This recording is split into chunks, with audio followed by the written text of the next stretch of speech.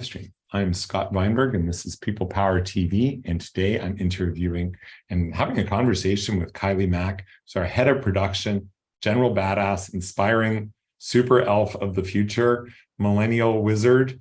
Getting to see you work in San Diego is amazing. So yeah, welcome to our conversation. Thank you. Yeah, it's good to be here, and it's good to just keep talking about it with people so they really know what's happening behind the scenes.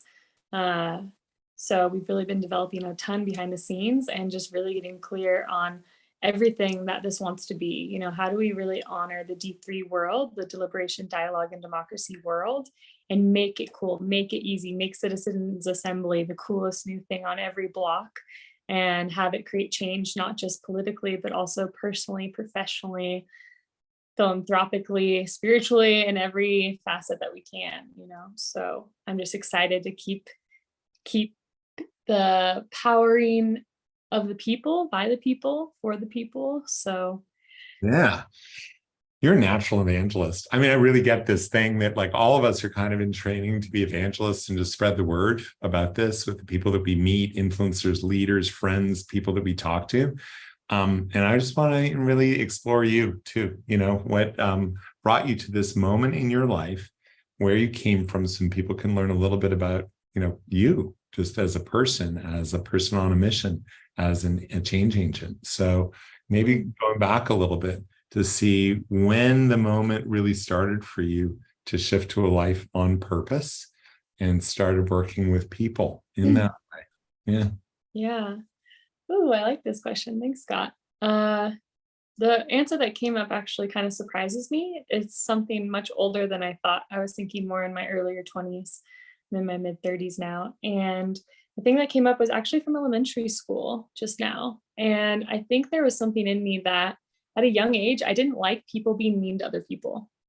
I didn't like it. I was always the person, the peacemaker, the diplomat, the why are we fighting? Let's all get along.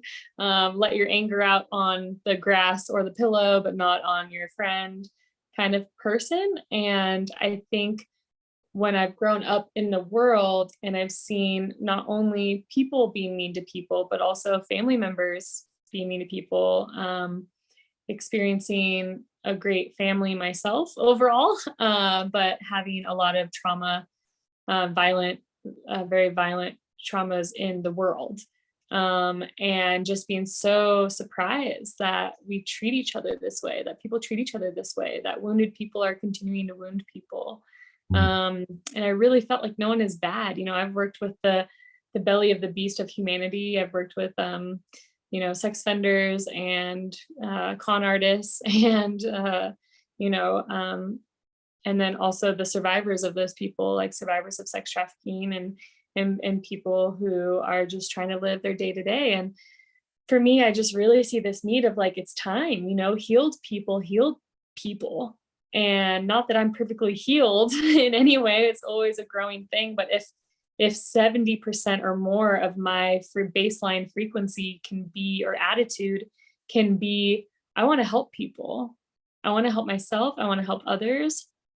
I want to have conversations that are uncomfortable. I want to do so diplomatically and peacefully with spice and rage and color. It doesn't mean it has to be like completely perfect, but that's really what began my journey. And then I felt like, I studied social justice and social movements in college. And I thought, well, what is actual cultural change? Like I could spend my whole life being a lawyer. I thought I wanted to be an environmental lawyer. And I was like, I could spend my whole life on a case and it barely moved the needle. I said, that's not the best use of my time. And I said, oh no, what's going to change stuff? Cultural power, having influence. And this was before Instagram existed. Facebook had just come on. And I just remember thinking, I need to learn how to build websites. I need to learn how to take photos and present stories. And so I was like, maybe I'll do journalism, or there has to be this storytelling aspect of what's really going on. And the change has to be culturally, lawmakers and stuff do their best, but it has to be culturally. And so, yeah, how did that begin? When did the shift, how old were you? And when you made the shift and realizing, okay, it wasn't going to be law, I was going to be I think I was like 19. I started studying ethnic studies, which I'm a huge activated ally and advocate for ethnic studies. It's basically the real story of the United States with all voices getting to write the story. So it's not just old white males writing the history of the United States, but it's every color, creed, and background of their story developing and creating and existing in the United States of America. And so, I was one of the only white kids in my major. It's mainly students of color. And for a long time, it was very frustrating because I feel like I was completely having to destroy and deconstruct any sense of identity I had about myself or my culture or the United States in general. And thankfully, the Black Lives Matter movement happened, a decade later. And so we've seen like a tiny shift in people at least talking about race and privilege.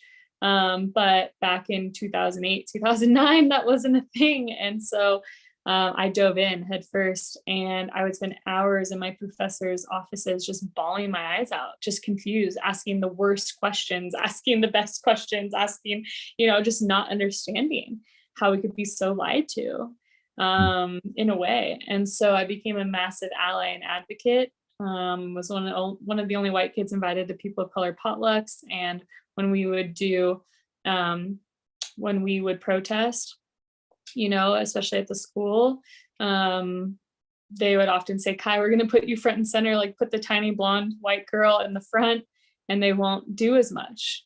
They won't hurt us as much. And I thought, I don't care either way. So there's pictures of me with like duct tape over my mouth, like all these people behind me, and we're just like holding posters and, and then it's like, well, I don't know if that even makes that much change. Like, how do we get even more smart with that? And so I've just gotten like more and more and more curious of how do we work smarter, not harder. It doesn't mean we're not working hard, but truly, how do we work smarter? Where is this going to go the longest and the deepest, and be able to root and actually create its own ecosystem of this new earth, this new way of being, this new way of interacting with yourself and others and the systems. And like I said, working in the belly of the beast with trauma therapy for 7.5 or so years and more. It sounds like that was like the deep dive to understand the root of the problem, how deeply woven it is in the individuals. How does this actually take root in individuals that the wounding expresses as causing more pain, or being still like, in the victim and not being able to heal, right? In both cases, it sounds like it's an issue of healing for both the perpetrator and the victim in any scenario.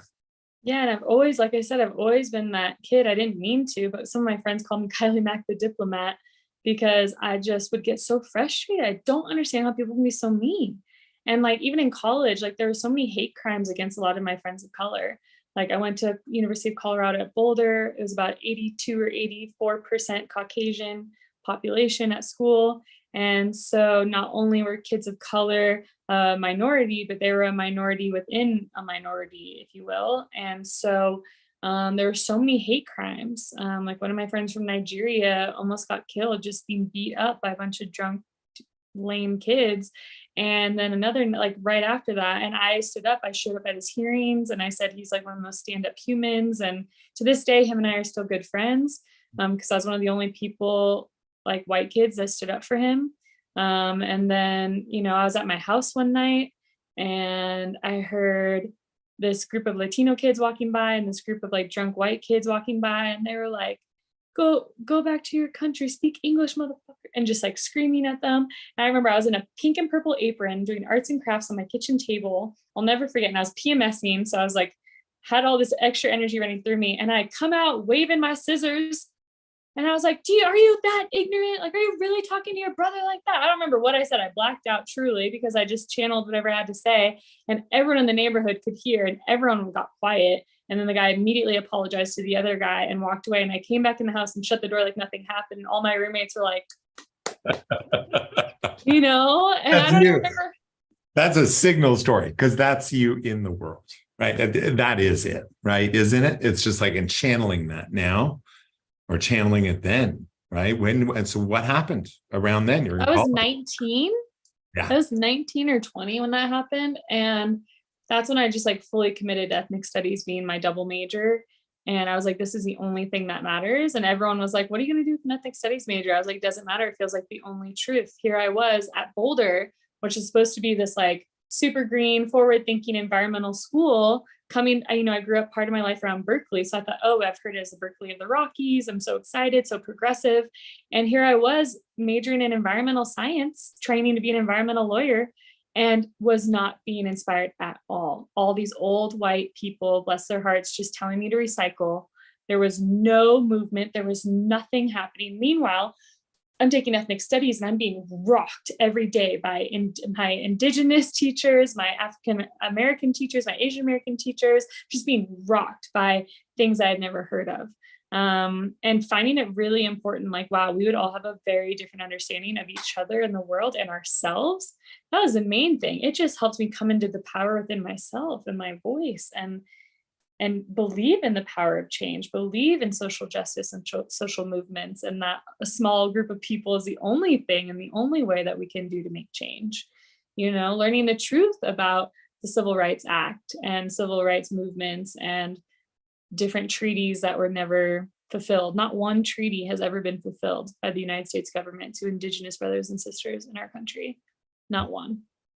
Yeah. And like, so just bizarre.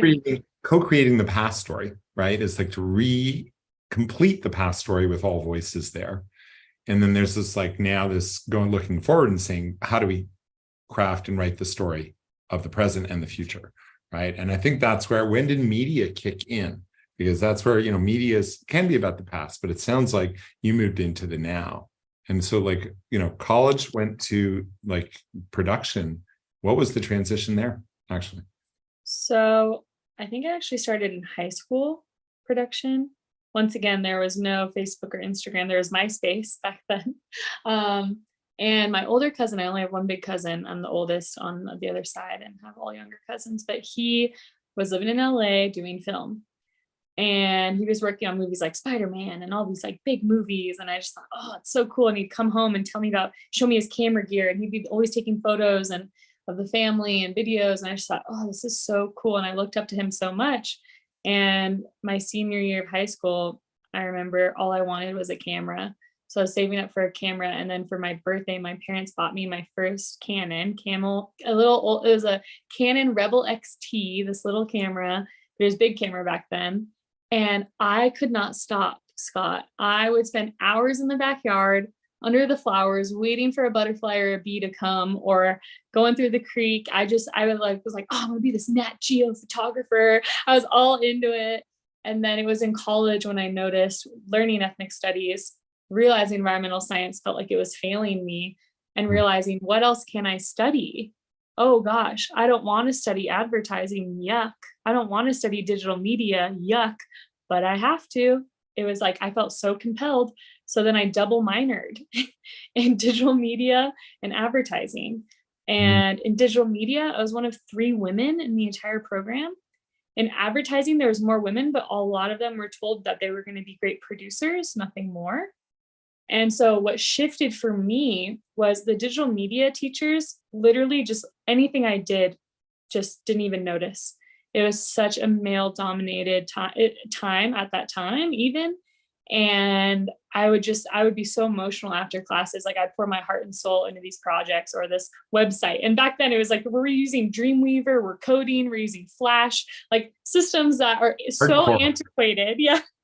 And I'd pour my heart and soul into them. I'd have other friends help me. And we were learning how to make music too, like using Logic Pro and Ableton Live and all these cool programs. And my teachers were just like, oh, a woman's talking. Like, that's literally how it felt. And I just remember being so destroyed.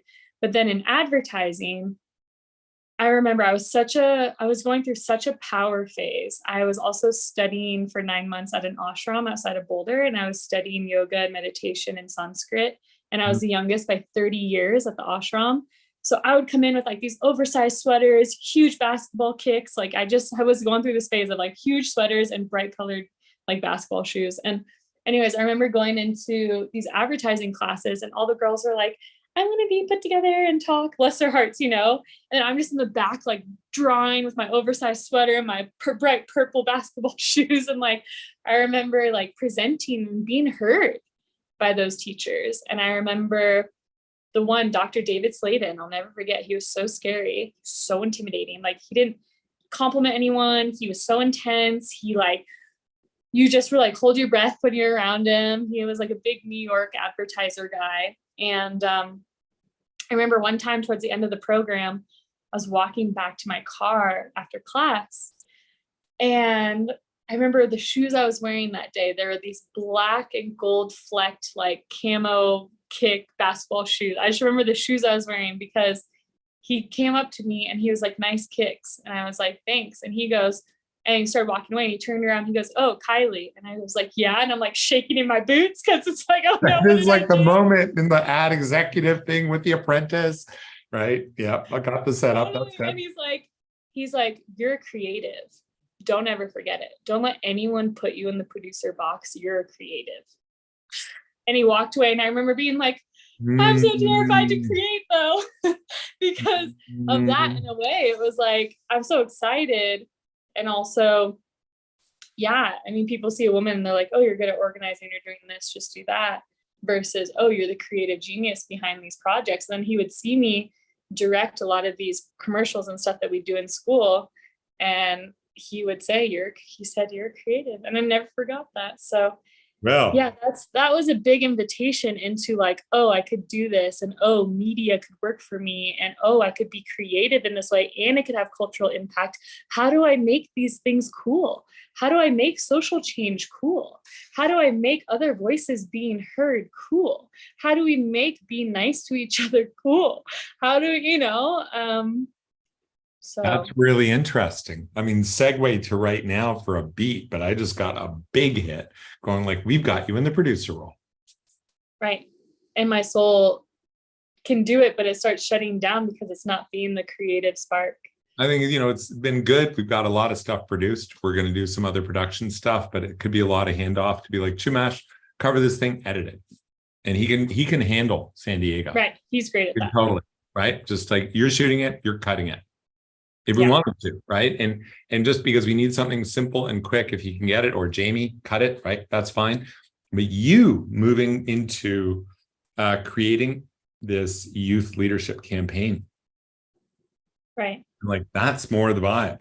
Right. And creating the citizens assemblies, like creating human connection and activities and things to do. Like, thank you for seeing that. Yeah. And then when we first started, I kind of told you that, remember, I was like, I'll take on this role, but like eventually I'm going to need to pivot because I think this is the moment. This is it. This is getting to that moment where it's like switch. And because look, if we can get, and this is Seth's vision, is 10 million people. If we, social movements, you're aware of this, I'm sure, any positive social movement has double the chance of success of a violent social movement. They're like literally double. And any social movement that gets to 3.5% of the population onboarded always succeeds. Always. Like someone's done a case study of all the social movements that were positive, nonviolent, and got 3%, 3.5%, which is 10 million Americans. If we get 10 million Americans on board for citizen assemblies and collective intelligence and community, it's done. Wow. So getting to the 10 million is the primary goal. And getting to the 10 million is just join, say I'm in, start leading or participating or co-creating it. That's what we need. We need like young people actually taking leadership with us and building a movement of movements, a network of networks. And that's the call to action. So as we're starting to craft this call to action with Lewis Fox from Free Range Studios and the Story of Stuff, it's gotten clearer what that looks like. And now it's about translating it into 20 different voices from 20 different leaders, from 20 different influencers and creators and different stakeholder groups, and make hundreds, and gamifying that, and then launching the deliberation itself and gamifying that again. Yeah. That's more it, right? To me right now. And that you wind up just because you said it from the beginning and I resisted. I was like, no, we've got to get these smarty pants leaders in the movement. And we're going to go for them. We're going to talk to them, but we'll have their attention when we bring in young people, because that's their biggest challenge. Is young people don't just want to be told what to do in a movement. They don't want to just promote this agenda we came up with. No, you guys create the platform. You solve America. Right. Like even with Kai Life. right? Like the moment we give him the microphone, he came back later. He's like, do you want another interview? You know, like they're ready to share. They're coming in with codes and they know technology. They know what's hip. They know what people want to watch. Like we need to flip the script of wise people only being older. The wise is also in the young. Everyone has their own wisdom. Yeah. And that's something I'm passionate about too, is like, if we can give kids the mic now and empower them now, we won't have to be having trauma therapy when they're in their 30s, 40s, and 50s, you know, because they'll be able to say no and create their boundaries, like even from that aspect, right? So there's so much yes to that. 13 to 30, because they're the ones who are reachable. Everyone's so busy and overworked, and this is 13 to 20 has the summer off.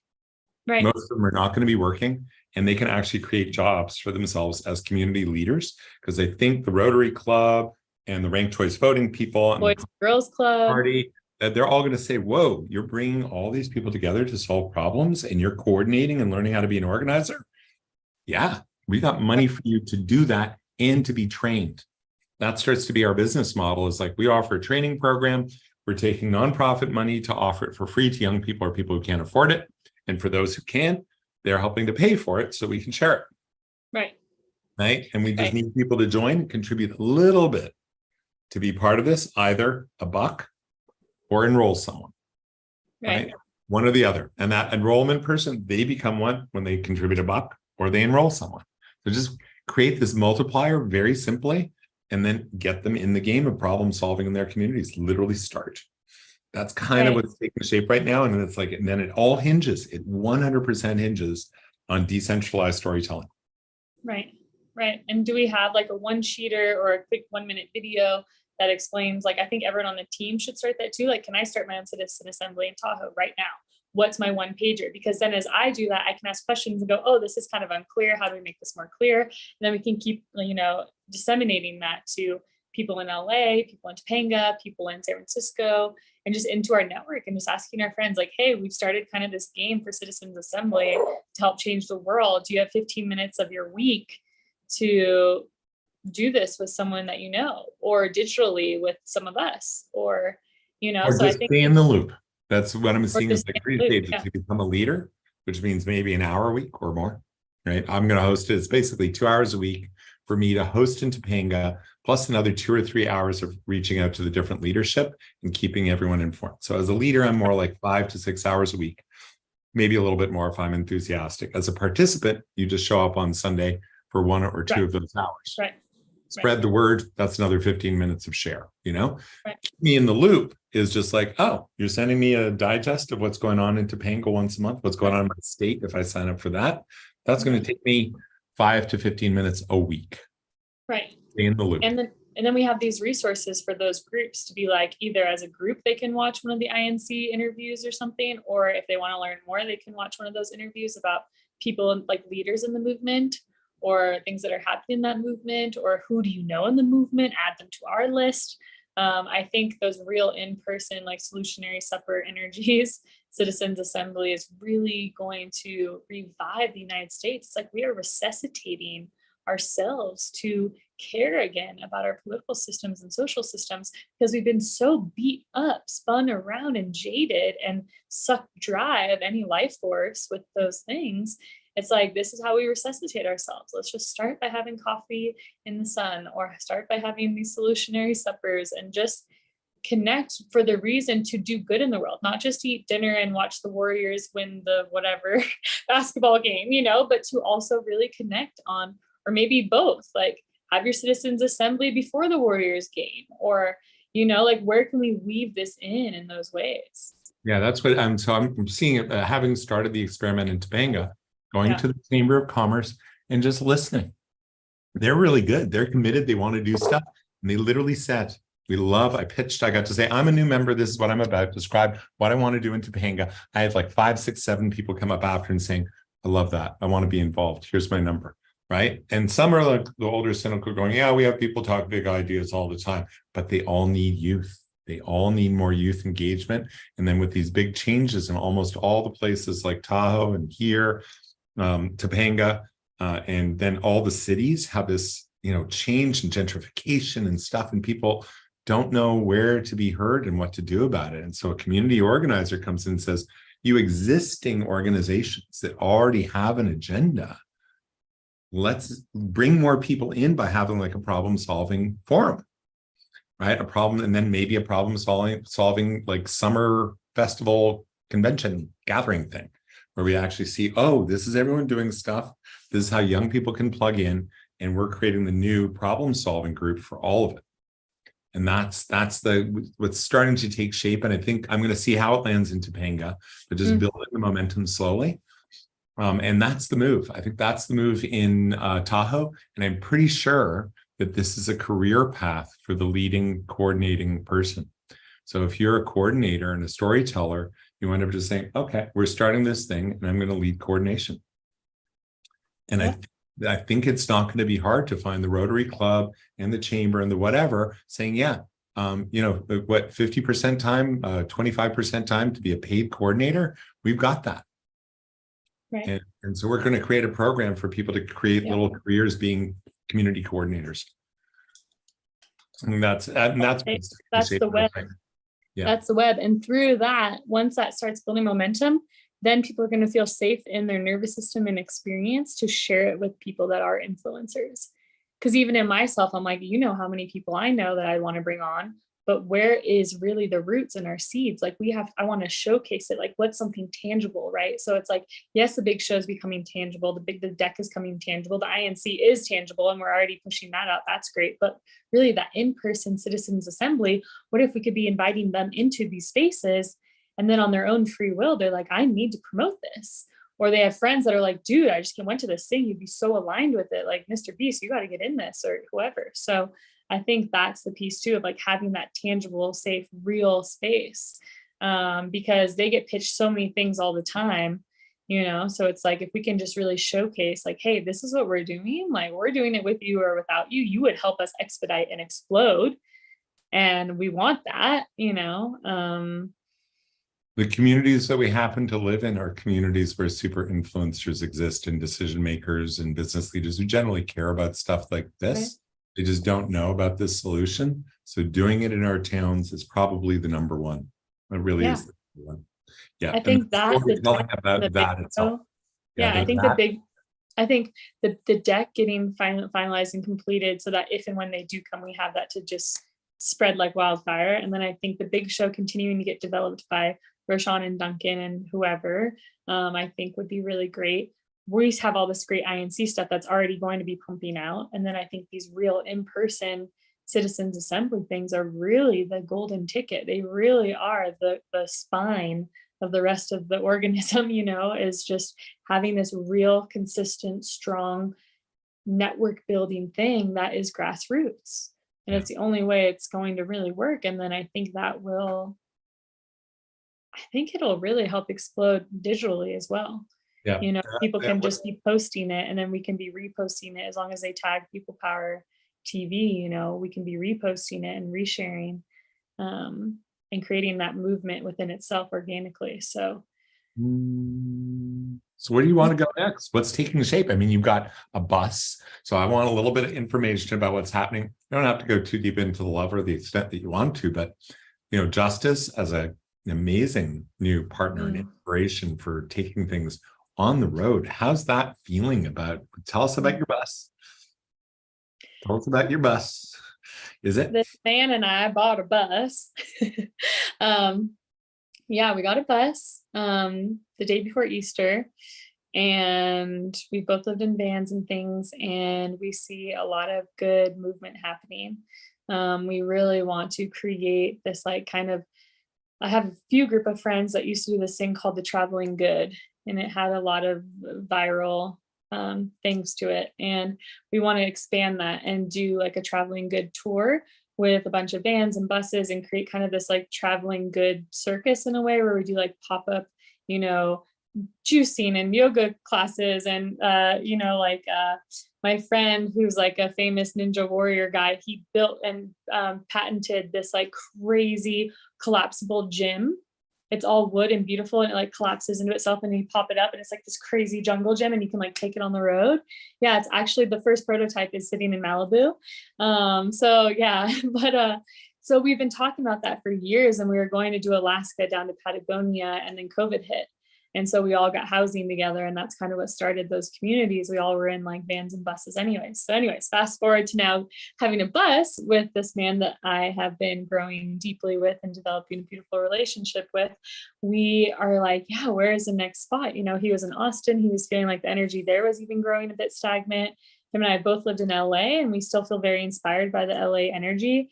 But we're looking to be on the road with a couple friends and really find our land. I'm really being called to the redwoods. There's a lot of redwoods, but that's the hit I've been getting all week, is like all I hear is the word redwoods. And I'm like, there's redwoods in Moraga outside the East Bay, you know, like there's redwoods in Arcata, there's redwoods like all over. So I'm really curious what that is and where that's why I'm being pulled in that way. But I think him and I have had so much instability from the last few years of our life that we just want really stability. We can just have a place to root, have the best if we want to do these one-off things, but really like sink in and grow roots and develop all these ideas and projects that are coming through us. So yeah, he just threw his Magic Mind Festival last weekend. It was so fun. It was such a success, even though in so many ways, everything that went wrong or could go wrong went wrong. It was a very big learning experience, of course, but we really showed up for each other. And it was cool to see how great of a team we are, and just kind of sky's the limit. And like, we're both master manifestors. So yeah, it's just like, I love his capacity for big love and how he really sees the best in people and wants to love on people. So yeah, the bus needs some love. There's like also everything was like breaking in it already. And so we want to spend just like a month with him up in Tahoe maybe, and just like us working on it. And just when we have spare time at night or in the early mornings or on weekends, just like designing what I see could be for that. So yeah, it's a little home on wheels, and feels like a magic school bus. I So love that plan. That sounds like a great focus. It's funny, I've got friends who you rent the RV here who just bought property out in the desert in you know, like really Death Valley kind of thing, but on the hill, okay, yeah. on the backside of the Sierras, the Eastern Sierras. And so they're in a little town up there, and they just bought like a house with a barn and a little like work studio, and the barn's going to turn into a music studio. I knew that they just bought it like about a month ago, and they haven't been back to the RV like once. And it's because they're in remodel. I called it Renovolution, right? And they were like, yeah, they're having a Renovolution, right? That's what we're seeking. Yeah, we found a big property up in the Redwoods for sale, but I don't know if it's the vibe. It's a retreat center. It's called Where? Harmony Ridge, I think, retreat center. How far from Santa Cruz kind of thing, or where? No, 4 hours north of the bay. Ah, So it's up like towards Eureka, but it's like 200 acres. You can sleep like 80 people on it. It's like turnkey, like already, like saltwater pool. Like, yeah, it's pretty crazy, but it's out there. So I don't know, but we want to go look at it. So yeah, but that kind of energy of just like, where could we be hosting retreats for these things? Where can we be bringing people? And whether it's we bring them to us or we go on the road, like, what is the message that we're really trying to unify? And so definitely creating the citizens assemblies as we go, and hopefully in a bigger way. So it's just like so needed. You know, everyone we've talked to, Scott, is like, oh, like they can exhale. They're like, this is what I've been wanting. This is what I've been needing. Like, people have this full new way to breathe when we talk about like, why are 87% of Americans fed up with our systems? Like on both sides, like conservative and liberal and neutral and atheist, everyone in between, like everyone's just fed up because we know that we deserve better. And I think a lot of that old energy is dying off. And that's why this younger energy is so important to listen to. yeah, So important, because if we don't catch them while they're excited, they're going to be diffused, and we need to infuse them with this spark and like fan their flames rather than continue to put them out. Right. It feels like, yeah. Hot damn. Love it. That's good feeling. I think we covered some good terrain. I mean, it's a good chat. I feel good. Thanks, everyone. And I hope this inspires you to, get clear on what is lighting you up, That's the inspiration. Just hearing your trajectory it reminds me of my own. It really is. Each of the conversations I've had with team is like, but again, everyone on the team really is lit. Like Francis, it was a great jam with him. Kirsten tomorrow. Yeah, like Denise blew me away. She was like epic with it. Duncan had a really great one with Duncan too. So each of these is like really Jamie, just like, I can't wait for yeah, Jamie. She'll do it's it with been you. lit. Nah, Too much. she doesn't want to be on screen. She said that a Maybe she lot. could just be on audio. Okay, sure. Yeah, That's ask her for a great. non-video, just do audio. She's comfortable on audio usually. And then Okay. maybe asking Chumash if he'd do it, or Izzy. Yep. Because, Izzy's in that youth window. He's what, 21, Yeah. 22? Good call. That would be awesome. Mhm. You can always tell them, we can always cut things or delete it totally, but just to be in the practice of learning. But yeah, what Jamie say, super down to have you off camera. Would love to just hear your voice on this. And she could even be under a different name. She could be an Very anonymous funny. name. It's true. We could even get like a kind of a voice thing. So she can't even identify. No, well, I'll get her if she wants to. She'll want to. I don't, we don't need to coerce anyone. It's okay to be private and everything, right? Yeah. Yeah. Anything else you want to share? No, other than that, I'm just feeling lit up. And if anyone wants to fund us or donate to us, we're open arms to receive your money and use it in a good way. And yeah, like this thing has to exist. So it's not stopping. And we just want to be able to fund it in a good way so that we can give back to the team that gives so much, And so I think just voicing that continually and talking to investors in that way too is really important, because if you have a team of warriors ready for the mission, can we make sure they have supplies for food and water and new boots every now and then to make sure they can keep going? Yeah, that's really what it's about. And that's Yeah. the next way to get the voice on for that. That's key. That really is. Yeah. Awesome. And Scott's done a great job at devoting and being that angel for all of us up until now, but it's just time for him to get to put that baton down and ask for help in that way. So we felt that for a while and you've gone above and beyond. So just, yeah, Thanks for we seeing get to ask for help in this way. exactly. And thanks for showing up. Thanks Yeah. for showing up and bringing it. It really is. It's been it is such a great team. Such a great team. Yeah. Dream Right. team. Well, I love and respect you. Thank you for continuing to ignite all of us and yourself on this path. And I'll see you later today at 2. Yeah, I'm going to wind up and the stream is still going.